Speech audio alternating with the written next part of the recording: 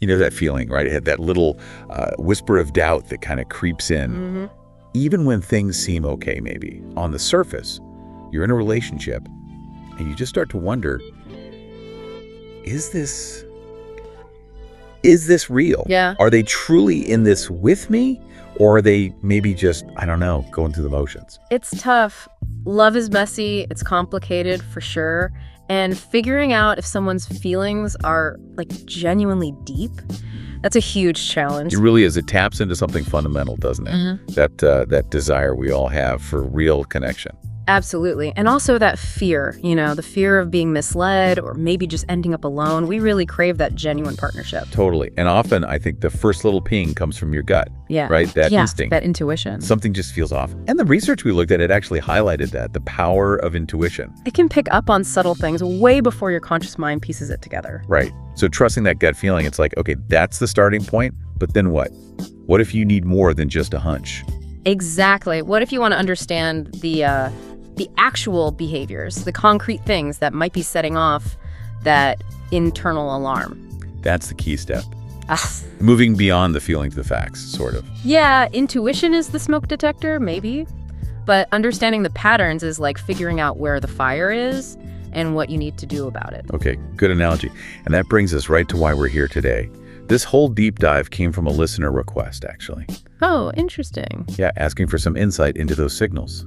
The signs that might suggest someone isn't being fully genuine in a relationship. Okay. So our mission today is basically to unpack some of those key signs that popped up in the material we reviewed. We're going to look at the actions themselves and what they might really be signaling underneath. Right, helping you maybe spot potential red flags, get some clarity. Exactly. And just to be clear, we're drawing this purely from the information provided to us. These aren't like definitive proof on their own, necessarily. No, not in isolation. Yeah.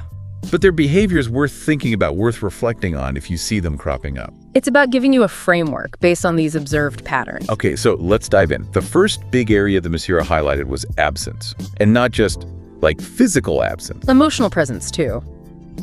Or lack thereof. Right. So, sign number 1, not prioritizing dedicated time together, making excuses for actual dates. Okay, so unpack this for us. What's the difference between just, hanging out and a real intentional date? Why does that effort matter? Well, the material really draws a line there. Casual time is one thing, right? Just sort of existing in the same space. Sure. But time that feels deliberately carved out for you, that's different. When someone plans a date, puts thought into it, effort, they're investing. Investing what, specifically? Their intention, their energy, they're trying to make you feel special, valued, like you and the relationship are a priority. Not just an afterthought or something squeezed in between other things. Yeah. So if you see a pattern of excuses for planned dates, the constant last-minute cancellations, the something came up routine, it suggests that making you feel uniquely important in that moment isn't really high on their list. It doesn't mean they dislike you, maybe, but it points to a lower level of emotional investment in making the relationship itself feel significant. That makes a lot of sense. It's the intentionality behind the time. Exactly. Quality over just quantity sometimes. And staying on this theme of absence, what about when things get rough? The material pointed to another really big sign. Your partner just isn't there for you when it counts. Yeah, this hits at a core part of partnership, right? Support when you're vulnerable. Definitely. The material notes that generally someone who cares deeply wants to comfort you. They want to help ease your distress. It's a natural pull. So when you're feeling down or you're sick or stressed about work. Right. Any of those tough times. And you reach out, or you just clearly need them. And there's this consistent pattern of them being unavailable, emotionally distant, or just physically not there. That's significant. It really raises questions about their willingness, maybe even their capacity to step up, to provide that comfort that vulnerable moments really demand. It feels like a test, almost. In a way, a pattern of absence when you're most in need suggests there might be a gap in empathy, or maybe a real hesitation to fully commit to that supportive role that a loving partner typically fulfills. Yeah, that absence, it speaks volumes, doesn't it? Especially in those moments. Okay, let's shift gears a bit. How does the relationship exist, or maybe not exist, outside the bubble of just the two of you? The social dimension. Yeah, secrecy, social disconnection. The material brought up the sign of actively hiding the relationship from friends, from family. If someone's genuinely proud, genuinely in love, why would they do that? Well, according to the material we looked at, this often ties back to how they see the relationship fitting into their wider life. Its permanence, its seriousness. Right. I mean, sure, some initial privacy, that's normal. But deliberately keeping you separate. Like always introducing you as just a friend. Or dodging events where you'd meet their family. Exactly, those kinds of things. It can signal that they don't really see the relationship as a serious, long-term fixture in their life.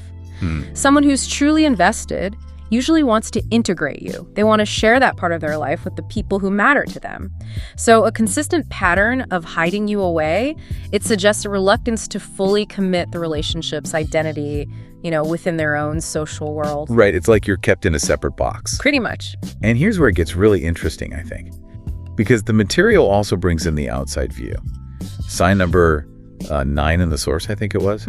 Your friends notice things you don't.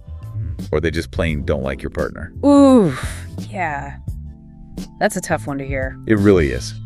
Hearing criticism about someone you care about, it's hard not to get defensive. Totally. Because when you're in it, you have this emotional filter, right? It's easy to explain away behaviors, overlook things, downplay your own concerns because you're attached.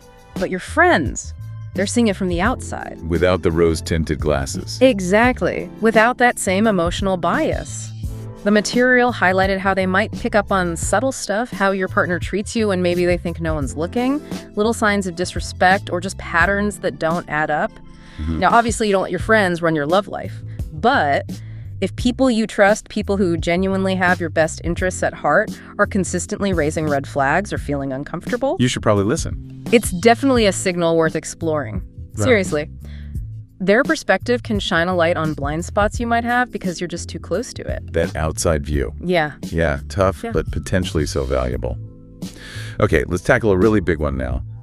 The future. Ah, yes. Commitmentville. Or avoidanceville. Right. Sign number 5 in the material. Refusing to talk about future plans.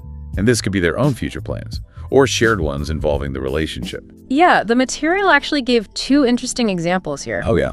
There was Mike, early relationship, but he'd clam up about his own personal future. Career, where he wanted to live, goals. Just wouldn't go there. Okay. Avoidant about himself. Right. Then there was Kyle.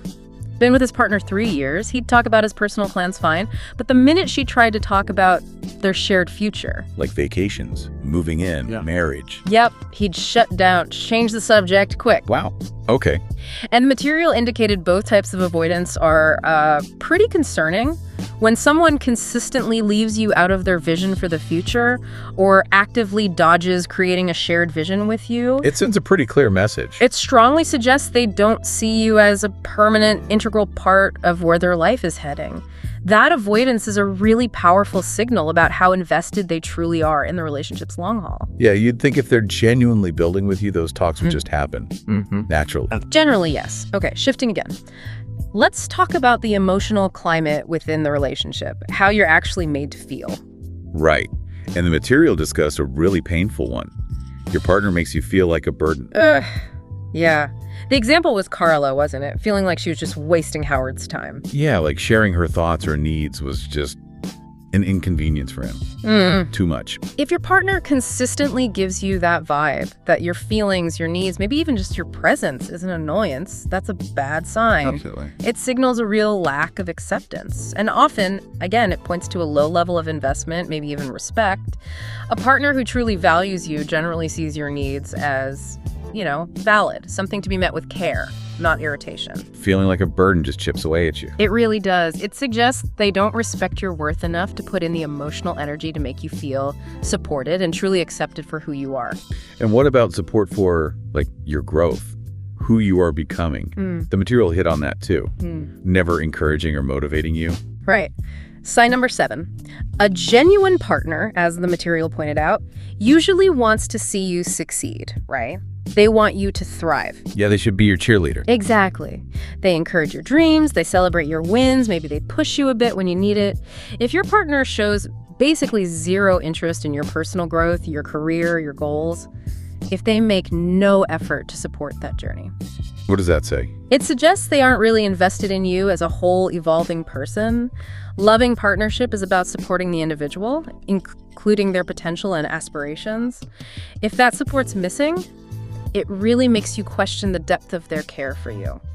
Okay, now let's get into something a bit heavier, more serious patterns the material identified: manipulation, imbalance. Right. Sign number 8 was gaslighting.